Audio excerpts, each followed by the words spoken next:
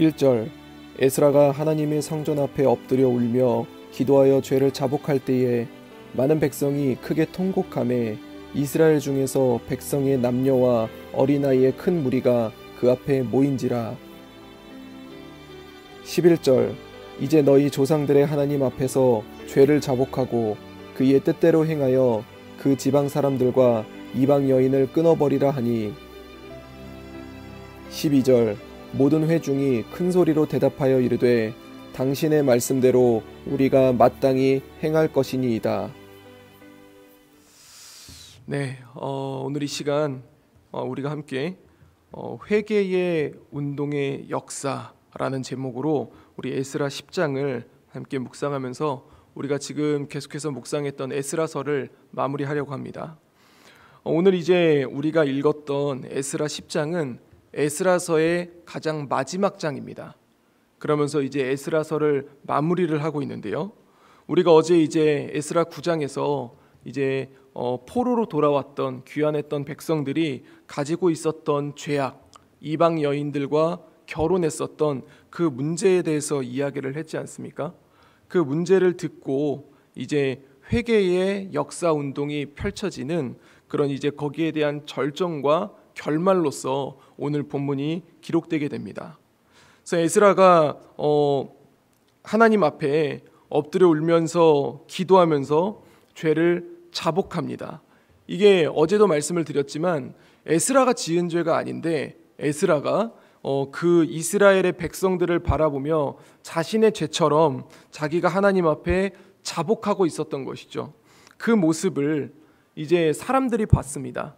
많은 사람들이 보고 이제 남자들도 여자들도 어린 아이들도 이제 큰 무리가 이제 에스라를 향해서 나아옵니다.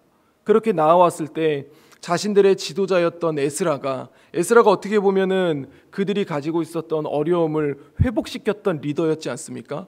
그런 리더가 이렇게 슬퍼하는 모습을 처음 본 거죠. 왜 슬퍼하는가라는 것을 바라봤더니 이제 에스라는 저희가 알아볼 때에 학자 에스라, 율법을 가르치는, 말씀을 가르치는 사람이라고 했지 않습니까? 그 사람이 이제 왜 우는지 살펴보니까 이스라엘 백성들이 또 율법 앞에 무너져 있는 모습을 바라보며 너무 슬퍼서 하나님 앞에 회개하고 있었던 것이죠. 그것들을 바라볼 때에 이 사람들 중에서는 자신들도 그런 범죄를 지은 사람이 있었을 것이고 그리고 거기서는 속하지 않은 사람도 있었을 겁니다. 그런데 그들이 이제 그것을 보면서 이 에스라의 회개를 보며 이제 자기도 회개하고 그리고 우리가 전부 다 이제 율법대로 우리가 행하겠습니다라는 결단을 하면서 에스라에게 이렇게 얘기합니다. 4절인데요. 이는 당신이 주장할 일이니 일어나소서 우리가 돕겠습니다. 그러니까 힘써 행하소서라고 그렇게 얘기를 합니다. 그래서 여기까지 이제 백성들의 회개 운동이 일어나게 된 것입니다. 그런데 이제 우리가 회개를 할 때에 우리가 잘 기억해야 될 게 있습니다. 우리도 교회에 이렇게 나오면은 기도회를 하거나 아니면 새벽 예배를 드릴 때 우리가 기도할 때 회개를 할 때가 있지 않습니까? 근데 회개하고 중요한 것은 회개라는 것은 내 삶의 방향을 돌이키다라는 거거든요. 하나님 잘못했어요 이런 게 아니라 내가 지금 다른 방향으로 가고 있던 것을 하나님 앞으로 그 방향을 돌이키겠습니다라는 선포입니다. 그렇다면은 우리가 그 기도를 하고 저 예배당 문 밖을 나갔을 때 다시 똑같이 살아가는 것이 아니라 그 바뀐 방향대로 살아가야 되지 않겠습니까? 그렇게 하려면 나의 이제 삶의 패턴이 바뀌어야 되는 것이죠. 이제 5절부터 우리가 17절까지의 내용은 어떤 내용이냐면 이제 거기에 대한 그 회개에 대한 이제 개혁 운동이 일어나게 되는 겁니다. 근데 그 개혁 운동이 이제 일어난 게 어떤 내용들이냐면은 조금 약간 충격적인 내용일 수도 있는데요. 지금 이제 이스라엘 백성들이 지었던 죄가 포로 귀환한 사람들이 지었던 죄가 이방인 여자들과 결혼했던 거지 않습니까? 그런데 이제 이거를 하나님 앞에 돌이키기 위해서 이 가정을 찢는 것입니다. 내가 그동안 이방 여자와 결혼했다 그러면은 또 아이를 낳았다고 하면은 그 아내를 끊어내는 것이죠. 그들을 추방해야 되고 내보내야 되는 상황에 이르게 된 것입니다. 그래서 이제 여기서 에스라를 중심으로 개혁 운동을 하는 사람이 뭐라고 얘기를 하면 8절을 보면요, 누구든지 방백들과 장로들의 훈시를 따라 3일 내에 오지 아니하면 그의 재산을 정몰하고 사로잡혔던 자의 모임 앞에서 쫓아내리라 하매 라고 그렇게 얘기합니다. 이 얘기는 어떤 얘기일까요? 재산을 끌어당기는 것은 둘째 문제고 이제 정체성에 대한 문제입니다. 너 율법을 어긴 사람으로 살아갈래? 아니면 하나님의 백성 앞에서 쫓겨남을 당할래? 그냥 이제 그 율법을 어긴 채로 살아가든가 세상인이 되던가 아니면은 하나님의 자녀로 살아가던가 거기서 택하라고 얘기를 하는 것이죠. 그 중에 대다수의 사람들, 많은 사람들은 이제 그 가정 안에서의 그 관계를 끊어내고 하나님 앞에 나왔다고 이야기를 합니다. 그러면서 이제 18절부터 본문 마지막 44절까지는 어떤 내용들이냐면은 이방인과 혼인했었던 그런 이제 사람들이 등장하게 되는데, 특히 이제 18절부터 24절까지는 이방인과 혼인한 제사장들, 레위인들, 즉 관리들에 대한 명단들이 나오면서 얼마나 그 당시에 지도자들이 죄악에 물들어 있었는가라는 그 명단들을 보여주며 오늘의 본문은 마무리가 됩니다. 사랑하는 성도 여러분, 오늘 에스라는 회개의 역사 운동을 일으키고 있습니다. 저는 오늘 이 본문을 묵상하면서 우리가 기억해야 될 세 가지의 내용들을 우리가 한번 정리해 보고자 합니다. 첫 번째는 한 사람의 회개의 역사입니다. 한 사람 회개의 역사. 지금 이제 그동안 이 사람들은 수많은 세월 동안 수많은 사람들이 죄악에 물들어 있지 않았습니까? 그리고 그들이 잘못했다는 것을 알았는지 몰랐는지 모르겠어요. 그저 형편에 맞게 살았고 그 당시에 상황에 맞게 살았던 것 같습니다. 그런데 에스라라는 사람, 지도자라는 사람 한 사람이 하나님 앞에 죄를 자복하고 회개했을 때 그동안 내가 어떻게 해야 되겠다, 이것을 돌이켜야 되겠다라는 그런 마음을 가지지 않았던 그들의 심령이 움직였던 것입니다. 그러면서 그래, 우리가 하나님 앞에 이렇게 살아가면 안 돼 라고 하면서 그들이 에스라 앞에 모인 것이죠. 만약에 에스라의 모습이 무슨 뭐해?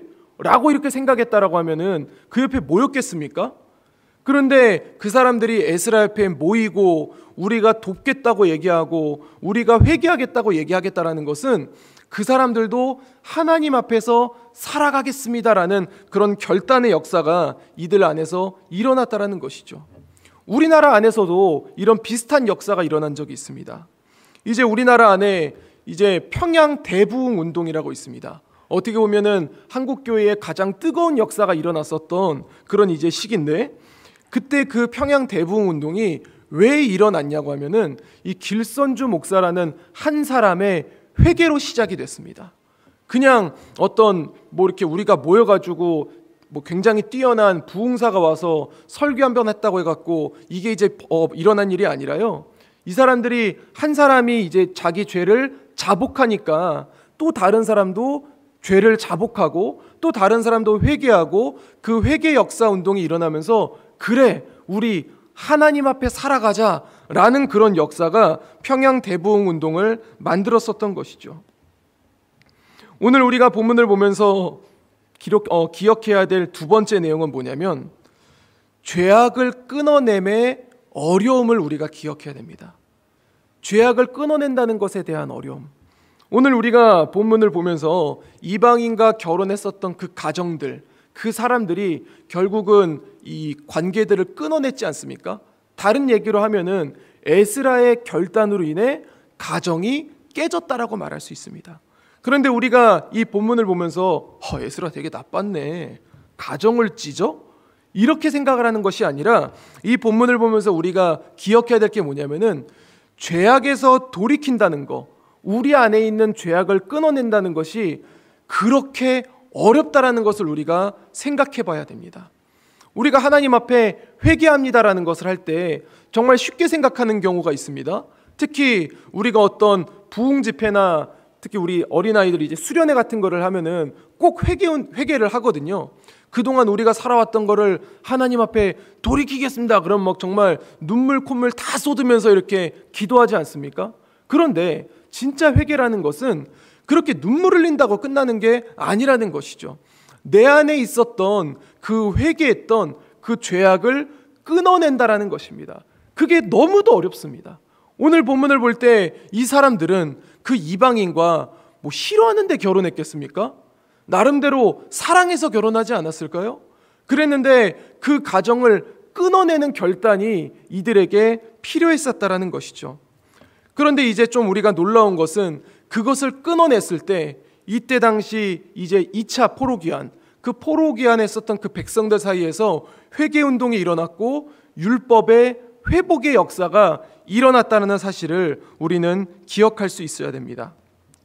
마지막 세 번째인데요, 이것을 우리가 잘 기억해야 됩니다. 에스라를 중심으로 회개를 했습니다. 회개를 하고 개혁운동이 일어나서 가정을 끊어내는 아픔까지 감내하며 율법의 회복을 맞이하는 이스라엘이 되었습니다. 그런데 그 회복이 끝까지 갔을까요? 끝까지 가지 못했습니다. 오늘 우리의 본문은 이렇게 회개 운동을 하면서 끝나는 걸로 마무리가 됩니다. 그렇지만 우리가 전체 역사를 살펴보면은 이들은 또다시 하나님 앞에 범죄를 저지르게 됩니다. 그 얘기는 어떤 얘기를 하고 있는 것일까요? 우리에게는 예수님이 필요할 수밖에 없다라는 것이죠.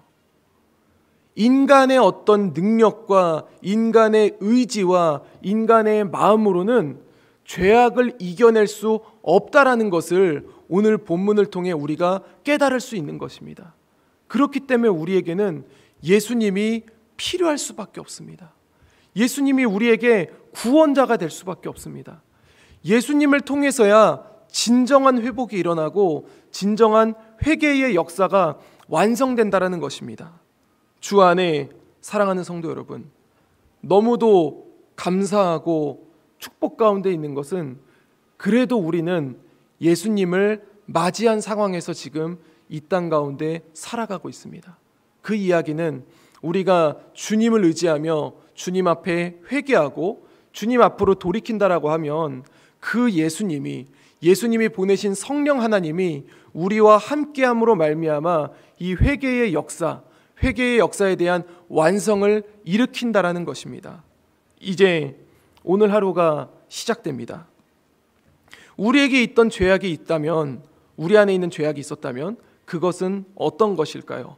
만약 그런 것들이 있다라면은 우리가 하나님 앞에 내려놓을 수 있도록 그렇게 하시고, 또 하나님 앞에 내려놓을 때에 우리가 그냥 내려놓고 집에 돌아가서 똑같이 살아가는 것이 아니라 우리와 함께 하시는, 나를 세우시고 나를 이끌어가고 계시는 그 하나님을 믿으며 그 하나님이 함께 하신다라는 것을 마음 가운데 새기며 담대히 하나님 앞에 돌아설 수 있는 그런 우리 재건부평교회 모든 성도님들의 하루가 될 수 있기를 우리 주 예수 그리스도 이름으로 간절히 소원드립니다.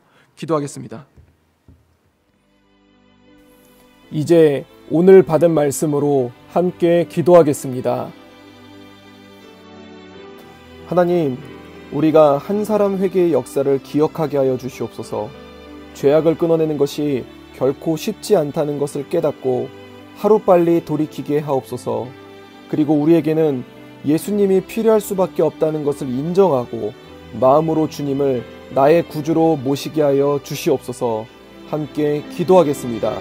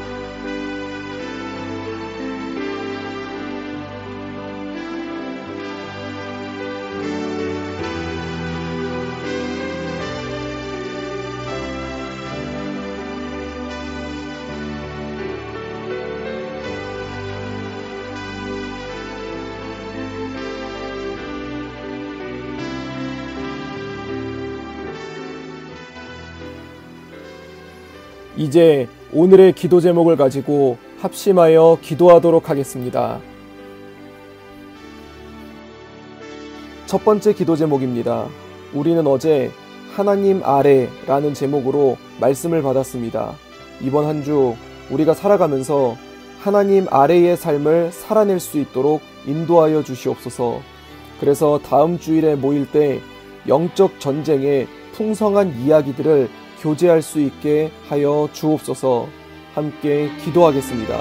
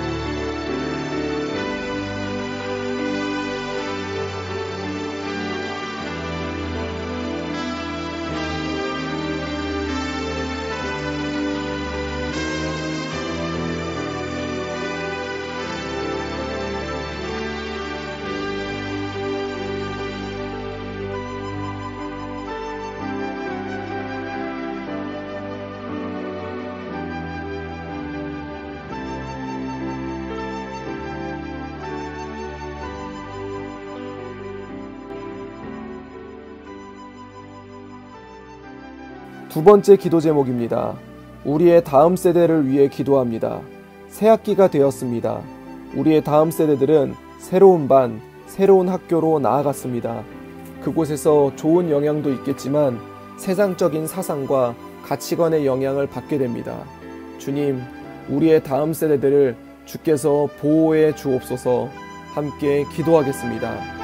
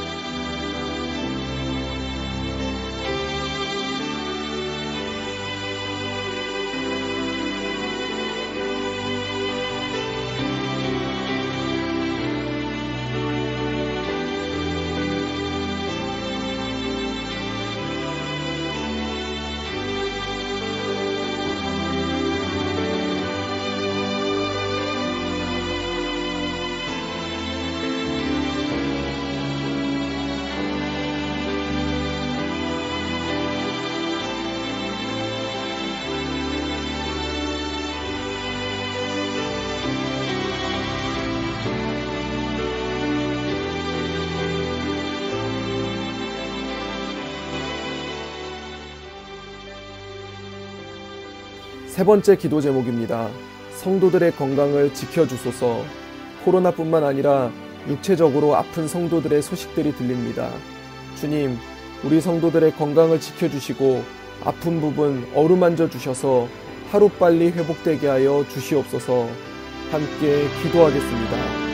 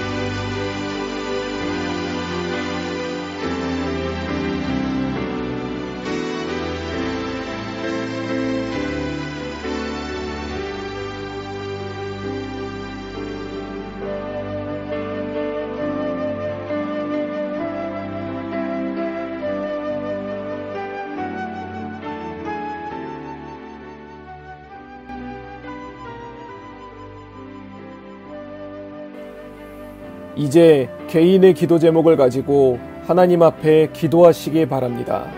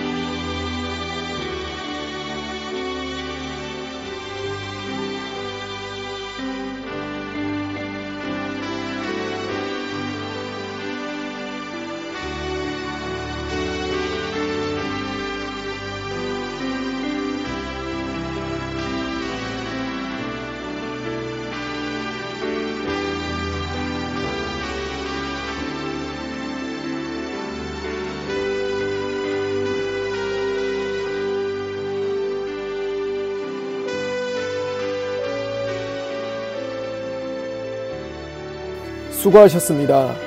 오늘도 하나님의 인도하심 가운데 승리의 하루를 보내시는 우리 재건부평교회 모든 성도님들이 되시기를 주님의 이름으로 축복합니다.